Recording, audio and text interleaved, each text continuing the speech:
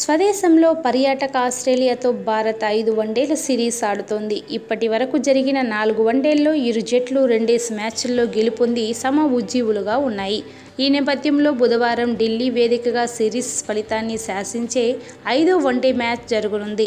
ఈ మ్యాచ్ కోసం కీపింగ్ బాధ్యతలను ధోనీకి అప్పగించాలని క్రికెట్ అభిమానులు డిమాండ్ చేస్తున్నారు. దీనికి బలమైన కారణం లేకపోలేదు. తొలి 2 మ్యాచ్ల్లో ధోనీకి చోటు కల్పించారు. ఈ మ్యాచ్ల్లో భారత్ విజయభేరి మోగించింది. ఆ తర్వాత ఆయనకు విశ్రాంతినిచ్చారు. ప్రపంచ కప్ను దృష్టిలో ఉంచుకొని సెలెక్టర్లు ఈ నిర్ణయం తీసుకుని ధోనీ స్థానంలో యువ కీపర్ రిషబ్ పంత్కు చోటు కల్పించారు. అయితే రిషబ్ పంత్ కీపింగ్ చూసిన ప్రతి ఒక్కరూ ఆశ్చర్యపోయారు. ముఖ్యంగా మొహాలీ వేదికగా జరిగిన 4వ మ్యాచ్లో సులభంగా గెలవాల్సిన మ్యాచ్లో భారత్ ఓటమి పాలైంది. దీనికి ప్రధాన కారణం చెత్త కీపింగ్.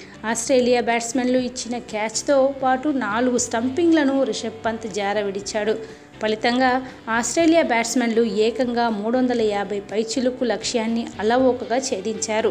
ఫలితంగా ఆస్ట్రేలియా సంచలన విజయం నమోదు చేసుకొని సిరీస్ను 2-2తో సమం చేసింది. ఈ నేపథ్యంలో సిరీస్ ఫలితం తేల్చే 5వ వన్డే మ్యాచ్ ఢిల్లీ వేదికగా బుధవారం జరగనుంది. ఈ మ్యాచ్ కోసం ప్రకటించి భారత జట్టులో కీపింగ్ బాధ్యతలను ధోనీకి అవకాశం కల్పించాలని ఫ్యాన్స్ డిమాండ్ చేస్తున్నారు. రిషబ్ పంత్ స్థానంలో ధోనీని తీసుకోవాలని కోరుతున్నారు. అయితే ధోనీ మాత్రం ఈ వాదనను కొట్టిపారేస్తున్నారు. రిషబ్ కీపింగ్ నైపుణ్యంపై ఎలాంటి అనుమానాలు అక్కర్లేదన్నారు.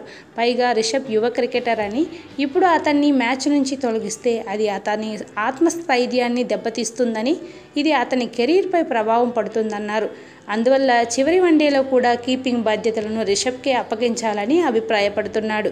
కాగా ఈ మ్యాచ్ కోసం ప్రకటించే తుది 11 మంది భారత జట్టులో రోహిత్ శర్మ, శిఖర్ ధవన్, విరాట్ కోహ్లీ, రిషబ్ పంత్, కేఎల్ రాహుల్, కేదార్ జాదవ్, విజయ్ శంకర్, భువనేశ్వర్, కుల్దీప్ యాదవ్, బుమ్రాలకు చోటు కల్పించే అవకాశం ఉంది.